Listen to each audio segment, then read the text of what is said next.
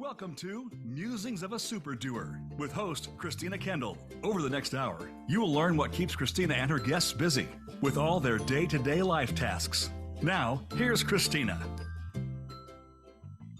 Hey there. Welcome to Musings of a Super Doer. I'm your host and resident super doer, Chris Kendall. I'm glad you're joining us today. In this episode, and in really all the episodes, I'm going to share some random musings about what's going on in my world, and hopefully you can relate to some of the things going on in your world too. So today we're going to talk about Fulfilled by Amazon, also known as FBA. I'll also share some random musings about one of my very favorite restaurants, Chipotle, the good, the bad, and the delicious.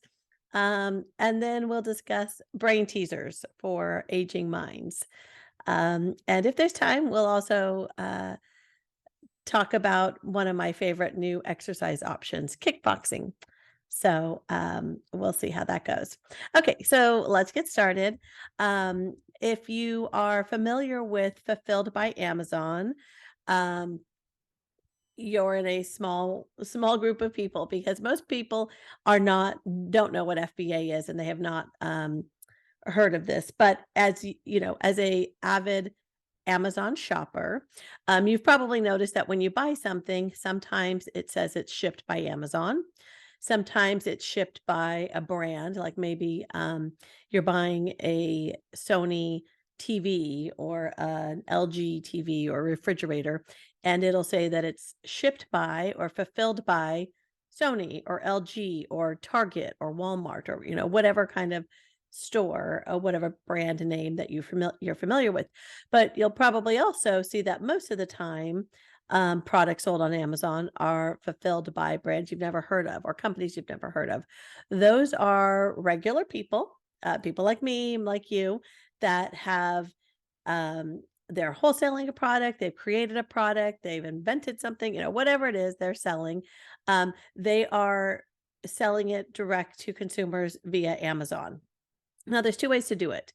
You can, let's say I had a shirt, a funny saying shirt that I invented, that I, designed, and I wanted to sell it on Amazon. I can either post the picture, post the listing, and then when you, the customer, see that shirt and you want to buy it, you place the order. Amazon tells me somebody's ordered it. I get the information. I put it in a box or an envelope. I create the mailing label, and then I ship it off to you. Okay, so that's fulfilled by me at my house, in my office, at my warehouse, store, whatever it is. Now, there's another way to do it, and that's called Fulfilled by Amazon. And so I could send a box of 100 shirts to Amazon, and they would put it in their fulfillment centers, their big warehouses. They have them all over the world, really. In my town, I could probably drive to 6 different fulfillment centers pretty easily. So it's these big warehouses, and you've probably seen pictures where there's just aisle after aisle of products, right? They're all labeled. It's a very well thought out system. But my shirt's in with all the other products that Amazon sells. And so when somebody goes to Amazon and they choose the shirt that I've made and they order it, I don't have to do anything. I just sent my one box to Amazon. Amazon will have their employees or robots, or however they do it. They'll go pick from the box the shirt in the size that you've ordered. They'll put it in a package. Maybe you've ordered 3 other things. They'll put it all in one box and they'll ship it out to you. That's fulfilled by Amazon. So I'm not fulfilling that order for you. Amazon's doing that. So several years ago, probably early in the COVID lockdown time, so maybe spring of 2020, I found this company. It's called Rainmakers, and they teach you how to come up with a product, design it, build it, have it, created for you, whatever it is, and then do this fulfilled by Amazon. So I did this a couple times. The first product, so there's different methods of trying to figure out the best product to sell, and I looked through some of their suggestions and some of their algorithms and whatever, and I didn't like any of that stuff. And I felt like everybody who was taking this with me was probably going to sell the same stuff. So I want to do something different. So I talked to my friends and said, "Hey, is there something on Amazon that you really love, but you can't find a lot of options for, or you've tried to find it, but you can't?" One of my friends said, "Well, my daughter just bought this wall decal. It's like this big sticker, I don't know, maybe 2 or 3 feet wide and tall, that she put on her wall as decoration. And it was like $30. It was this, pretty expensive sticker. And she loved it. And if she could find more, she would have bought more, but there was just one." So I'm like, okay, that's interesting. I'll try that.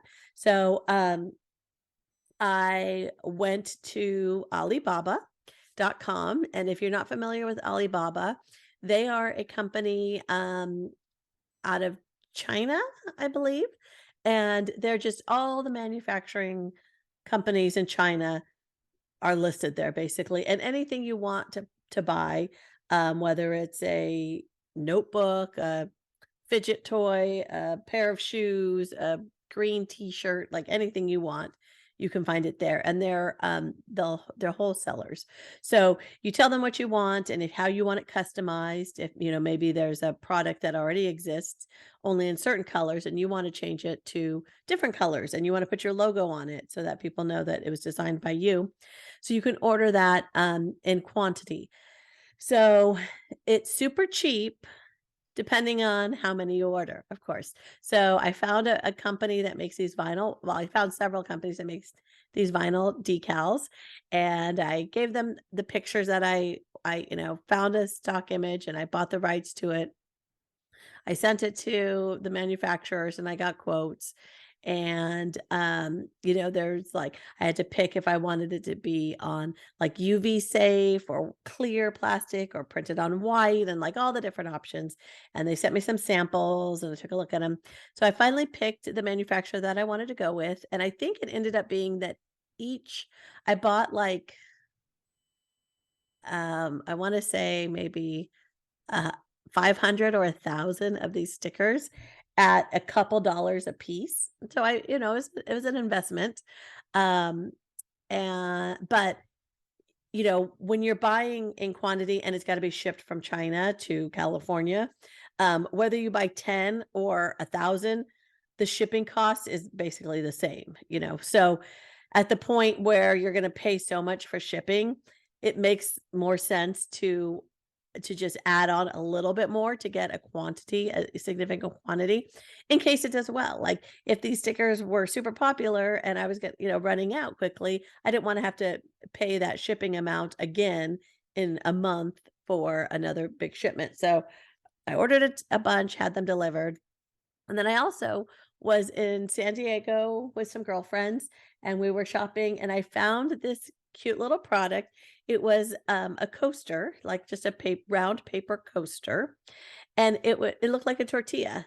And it was in the packaging looked like a tortilla bag. It had kind of an authentic looking design sticker, and on the front and the back had like the ingredients, and it was super cute and I loved it. And so I thought, okay, this is a fun thing to look into.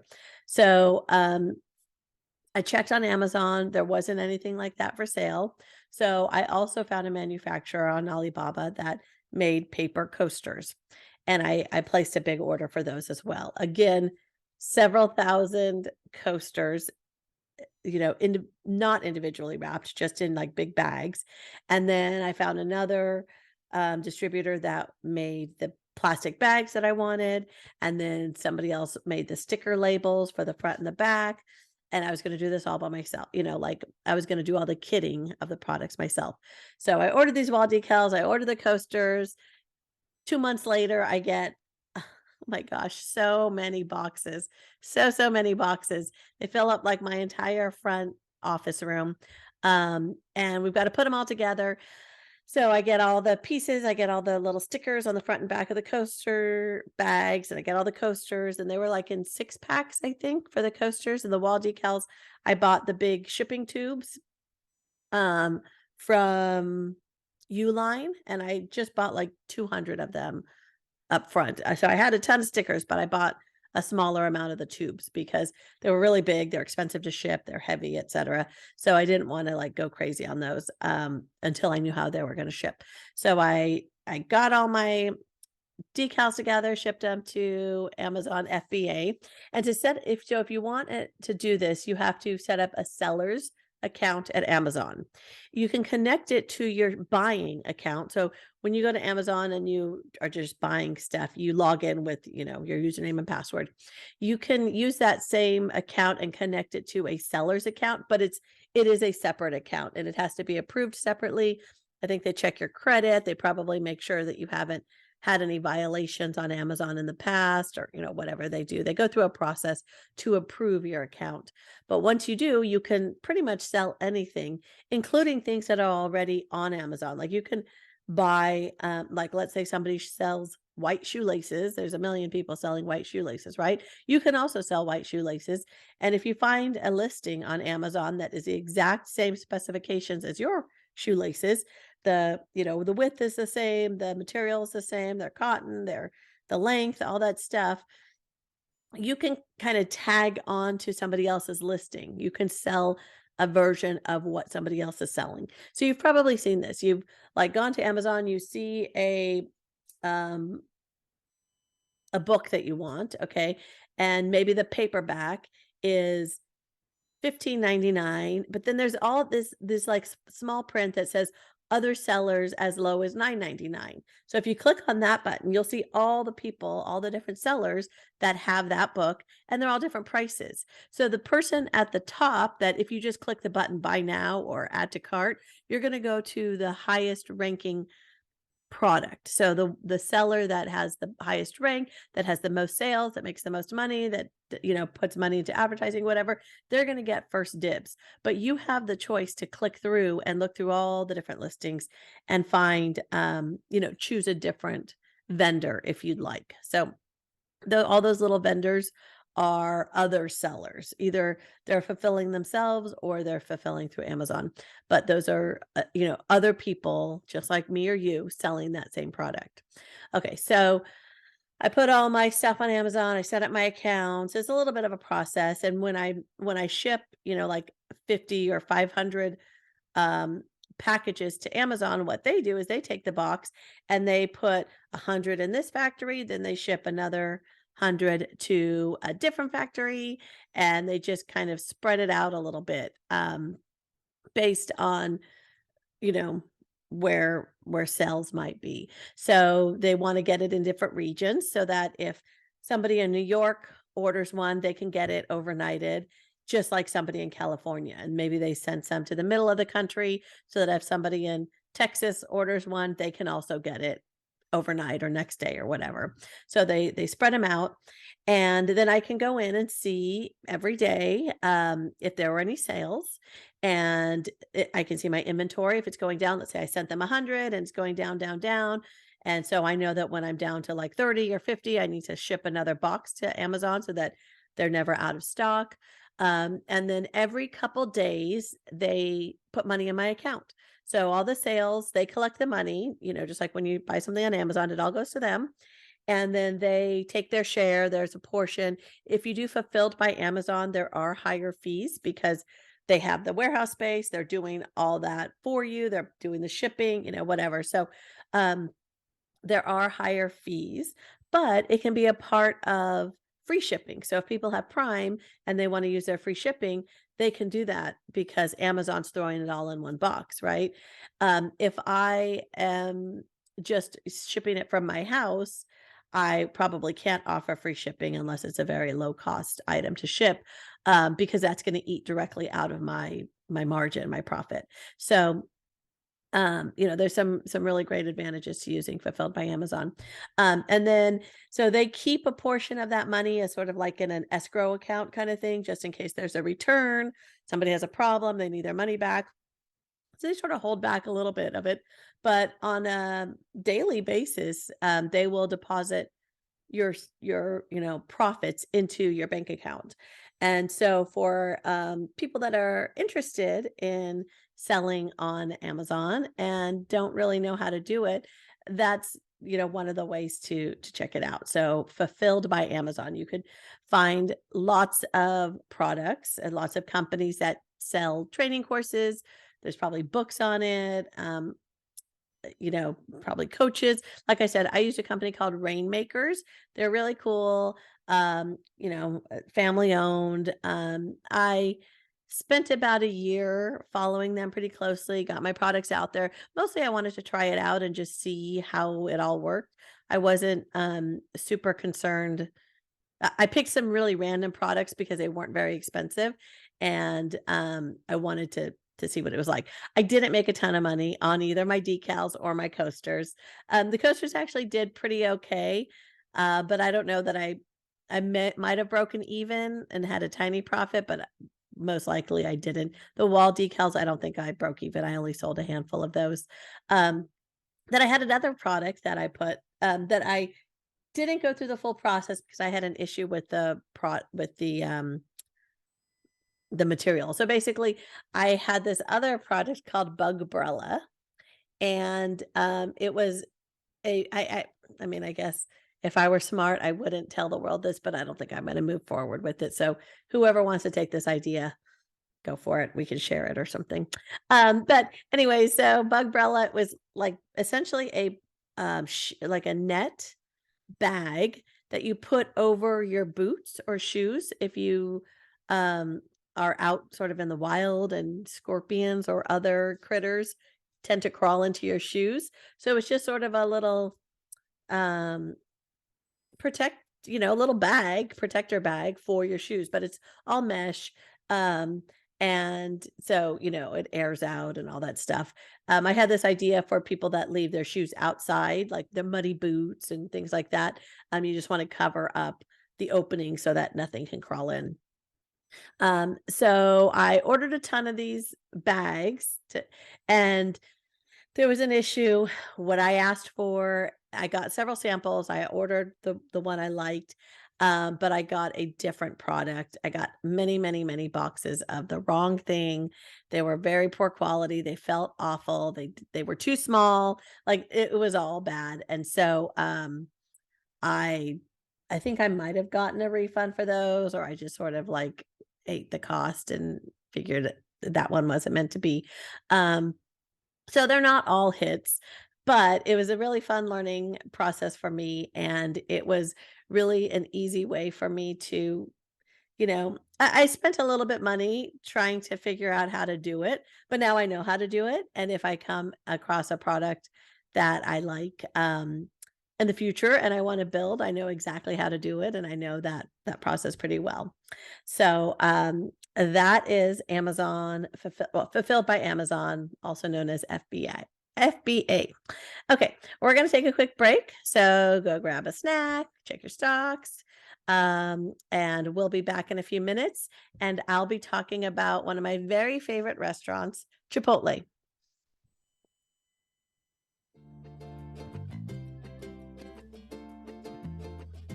Welcome back to Musings of a Super Doer with your host, Christina Kendall. Have a question for Christina or her guests? Join us on the show at 866-472-5788. That's 866-472-5788. Now, back to the show. Hi there. If you're just joining us, I'm Chris Kendall, host of Musings of a Super Doer. Before the break, we were talking about Fulfilled by Amazon, FBA. And now I'm going to share some thoughts about my very favorite fast dining restaurant, Chipotle. So I go to Chipotle probably 4 to 6 meals a week. So sometimes it's lunch, sometimes it's dinner, every now and then it's lunch and dinner. It's one of my favorite places because I think I've talked about this before. I'm kind of a picky eater, and I love any restaurant where I can pick exactly what I want and I don't have to like hope they get it right. So the great thing about places like Chipotle, you walk, you see, I want that, I want that, I want that, and that's it. And so you only get what you want, right? So it's perfect. My order is white rice, chicken, and cheese. That's it. So it's very simple. It's not even really Mexican food, but I love it, and I go there a lot. Okay. So last year, I definitely amped up my Chipotle game during the pandemic when we were getting a lot of takeout. At first, we would just order on the app and run in and pick it up. Then I found that that didn't always have the best success rate, and it seemed super slow. Like, I would go to pick up my food and be standing there for like 15 minutes while like 20 people walked in, got their food, and walked out, while I was standing there. So I now will only go in and order, and my family makes me do it. So they will pick up any other kind of food for, takeout or anything like that for me. They will not go to Chipotle for me because they say I complain because they do it wrong, which is usually true. They do it wrong. So, but what I was saying is during the pandemic, I actually last year got a notice, and this was just like the generic email that they send to people that are in their rewards network. But I was in the 0.5% of their customers, point 0.5. So I'm way up there in their list of customers. And I take great pride in that. And I had hit my 100th order in late February.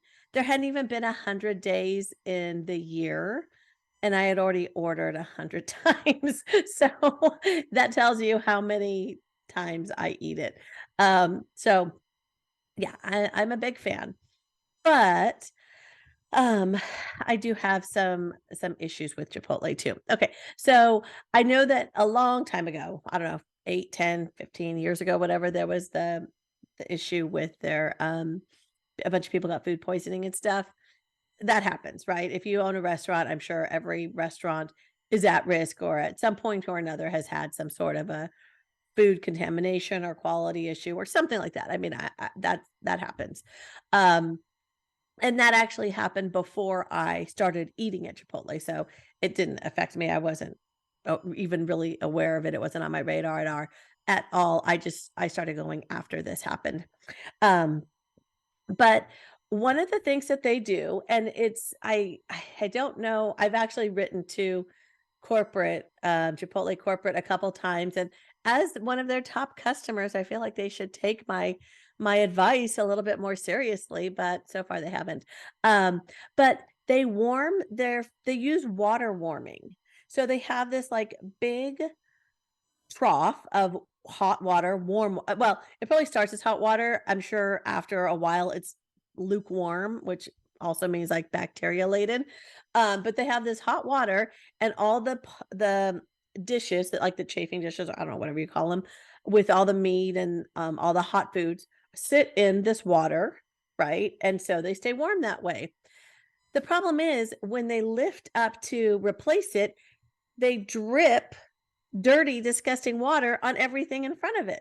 So, my chicken at the Chipotle's that I go to, the chicken container is usually at the front of the counter. Behind it is, like maybe steak, and then behind that is um carnitas or something like that. It's in an order. So if the carnitas container is empty, they lift it up, the tray, the metal stainless steel tray, and carry it out, of that area.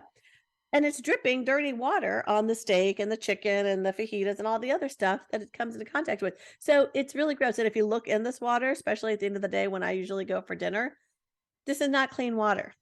There's all kinds of shit floating in. It's not good. So yeah, I really wish they could figure out how to do it. At Panda Express, we go to Panda Express a lot too because it's right down the street from our house, and so it's super easy.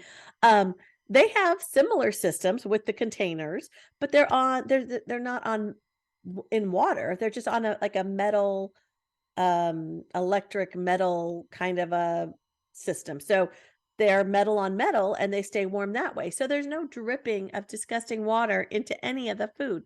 I don't know why Chipotle hasn't figured this out after so many years and several you know, food contamination situations, but I need to get the word out. I feel like I should start a petition or something to tell them to change this water trough system so that disgusting water is not dripping onto all the other food every time they swap it out. Ugh. Okay. So the other thing about Chipotle is So at my restaurant, my local one, they have, the front area where they pack all the food, but then they set up a separate back station, I guess, with all the food for the takeout orders. And that worked out really well during COVID when everybody was doing online orders. They had two systems. If you walked in, you got this. If you ordered ahead, it was a whole different line. Um, but because there's a shortage of employees and they can't get um a lot of, quality people to work at Chipotle, they're just always they're always shorthanded, they're always, rushed, and I get that. I mean, I feel for them.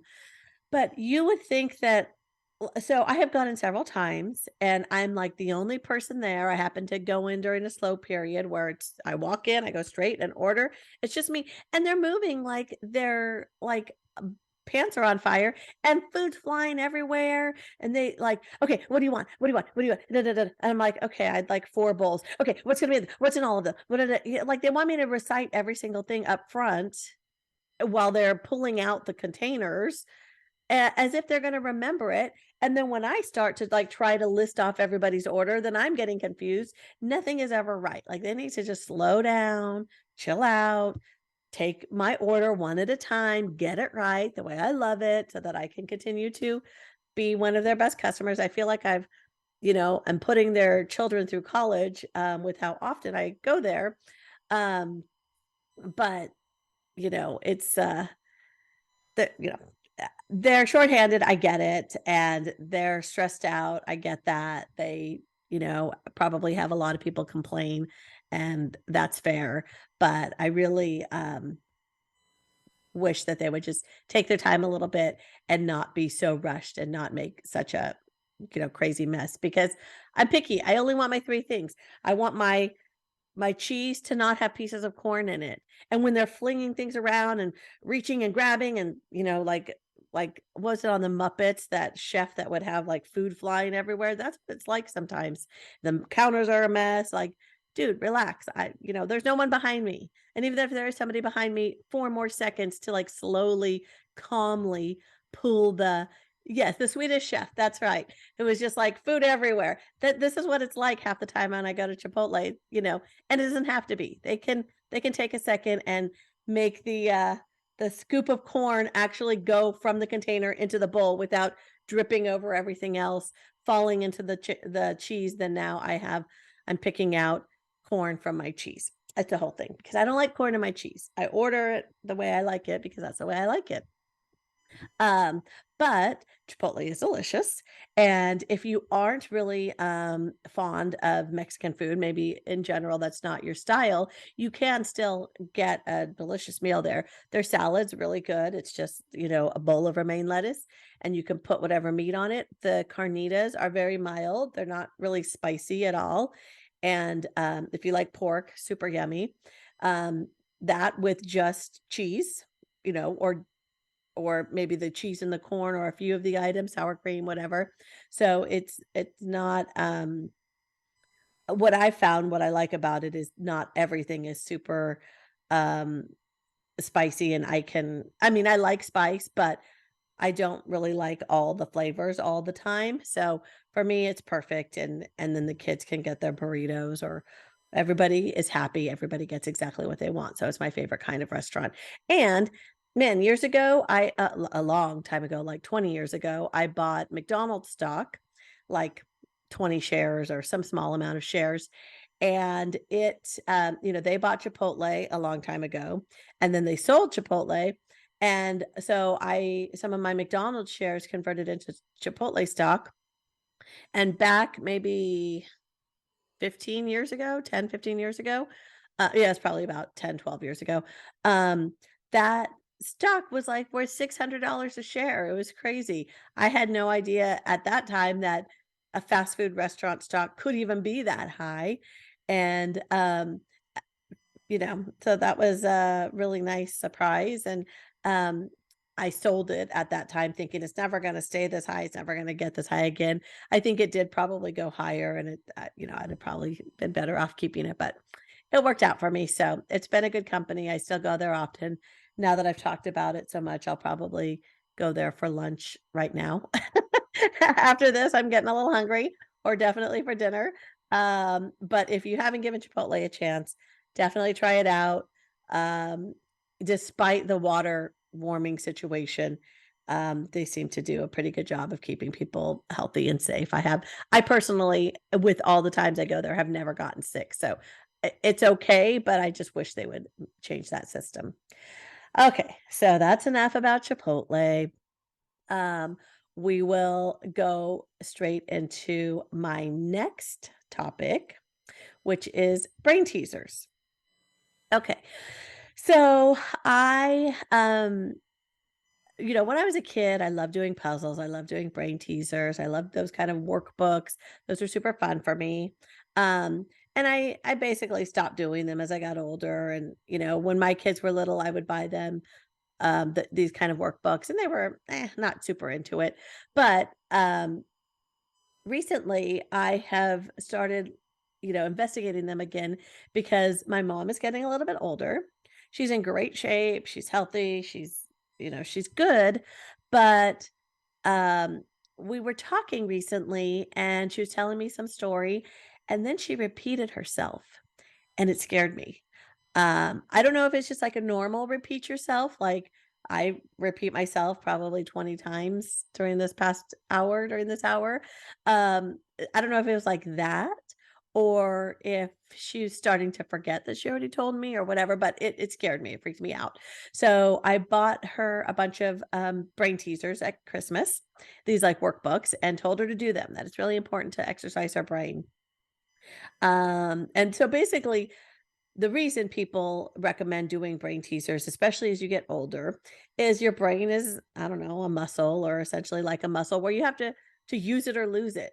And as you age and you stop like thinking critically, maybe you're retired, you don't have to figure stuff out in the same way you did when you were younger and in the workforce or doing things, building things, whatever.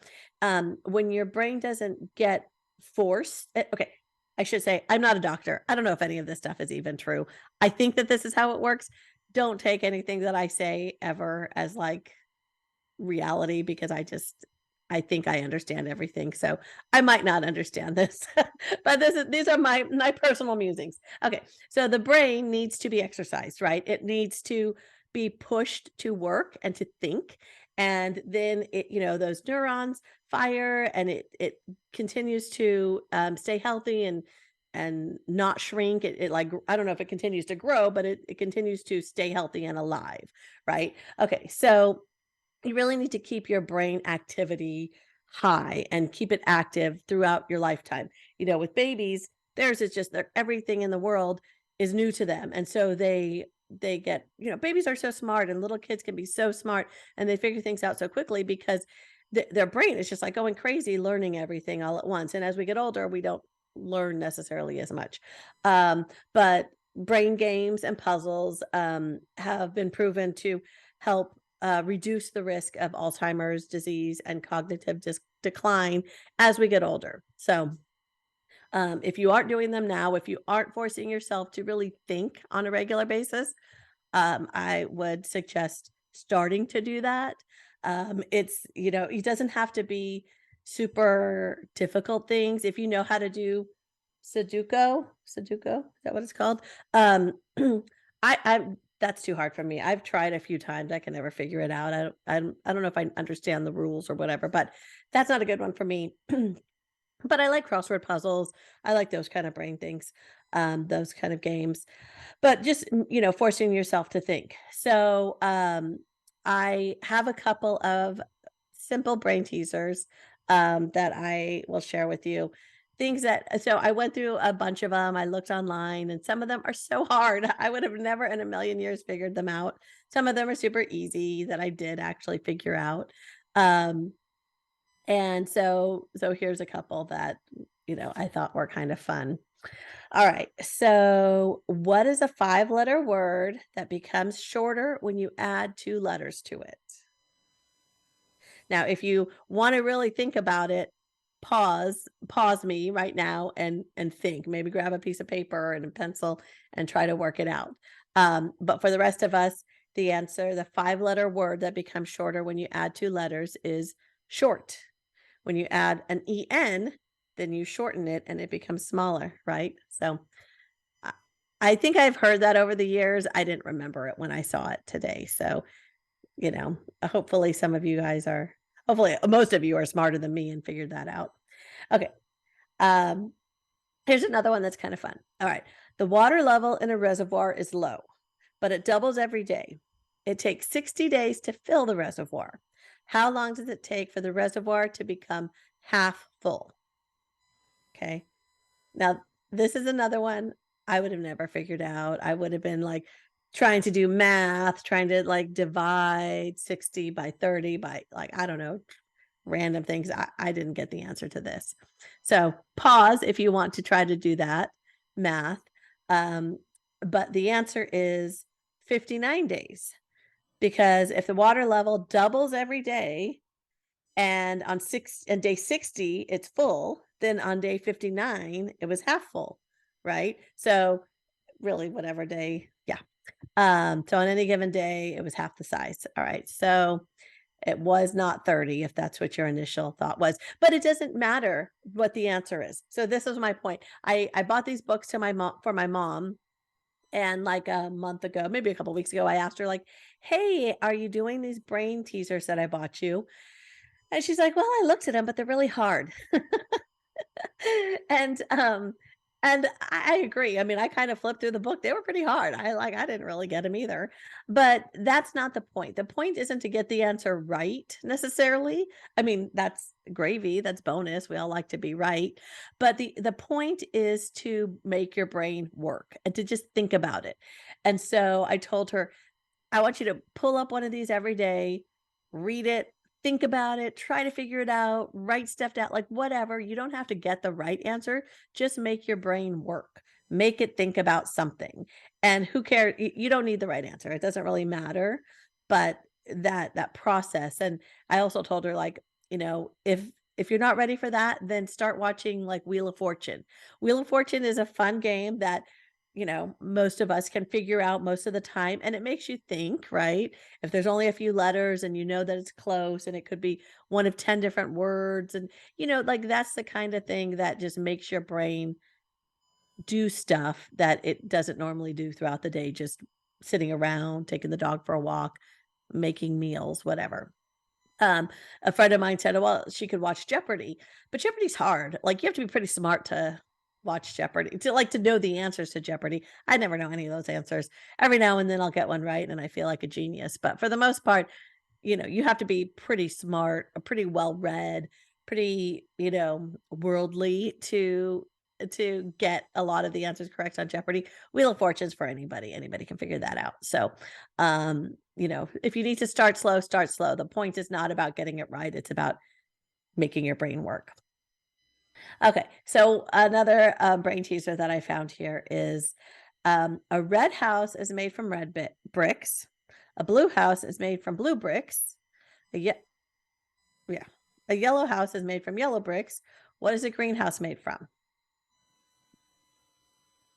Now, your first instinct is to say green, but it's a greenhouse. It's made from glass. So that's kind of a tricky one. My husband has one that he uses with the kids, like the scouting kids on campouts. It's say yolk 5 times, yolk, yolk, yolk, yolk, yolk, and then what do you call the no, I did it wrong. It's something like say um something else. I don't know the joke. It's some dumb joke. It's something like you say something else 5 times, and then what's the egg white called? And people always say yolk, but it's actually egg white, or I don't know. It's some dumb thing. Never mind. See, this is I don't know these things. I really need to be doing more brain teasers myself. And I'm going to start because it actually is scaring me a little bit that I can't even remember this dumb joke. And I'm only, God, how old am I? I'm 47, 48. So not even 50. And I'm already starting to, forget things. So that's scary. Okay, the last one that I saved here. And this is an easy one. This one I did figure out. So, made me feel a little bit better. During which month do people sleep the least? Now your instinct might be thinking of like the summertime when they're busiest and the days are longest or whatever, but the answer is February, where there's only 28 or 29 days. So total, it's going to be fewer hours than in a regular month. So, anyways, kind of silly. But the point is, do not let your brain atrophy. Don't get lazy and ignore the signs. If you start to forget more, if you find yourself often at a loss for words, like you can't remember something. I mean, I don't know at what point it's too late to stop the progression of dementia or Alzheimer's or anything like that. I don't even know if it's possible. But before you get to that point, if you can, do the puzzles. Puzzle exercises, like a jigsaw puzzle is another great way to keep your brain sharp because it forces your brain to remember like different pieces and different colors and different patterns. And so, you have to like kind of compartmentalize the pieces that you're looking for, search all the pieces that you've already put together, the sections that you're working on. You start with all the outer pieces, whatever it is. That is the kind of exercise your brain needs all day long and at least daily, to just really strengthen those connections and keep the brain active enough that it continues to work for you when you need it. Okay, so we'll take one more short break. And when we get back, I will be talking about one of my favorite new exercises, kickboxing.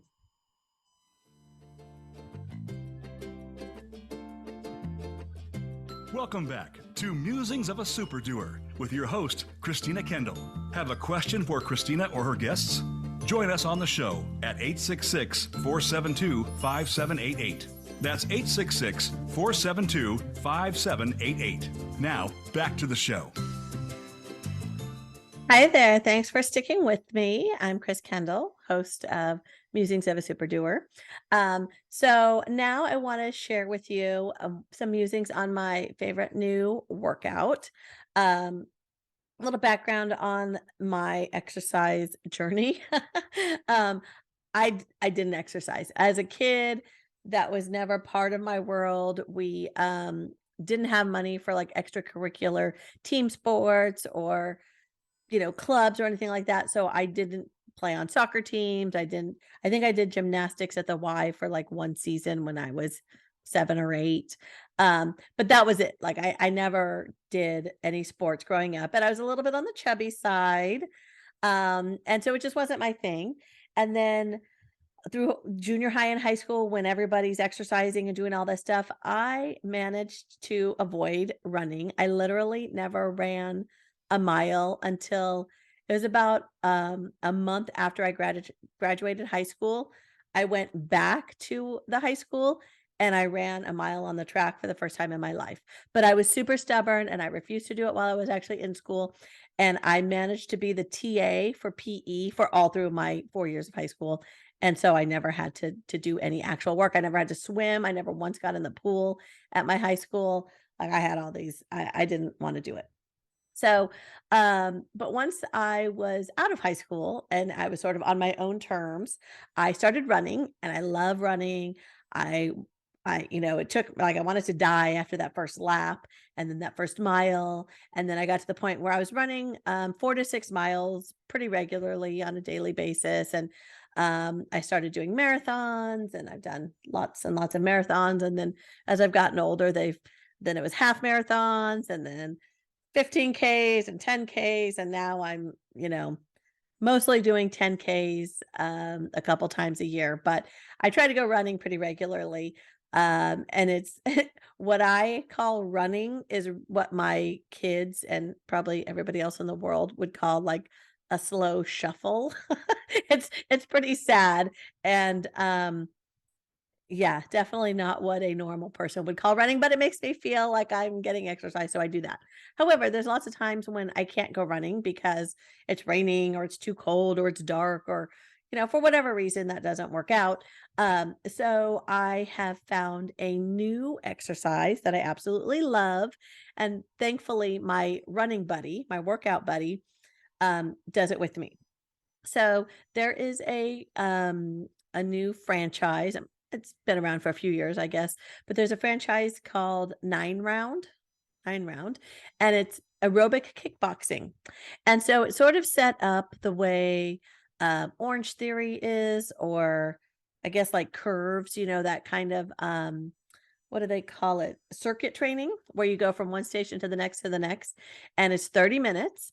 And so you're in and out. Like I usually plan an hour from my house to go to get there, which is, maybe an 8-minute drive, work out for 30 minutes, grab grab food on my way home, and I'm back in an hour. So it's not a huge time commitment. Um, and it's super fun. So there's nine different stations. They call it 9 round. You're at each station for 3 minutes.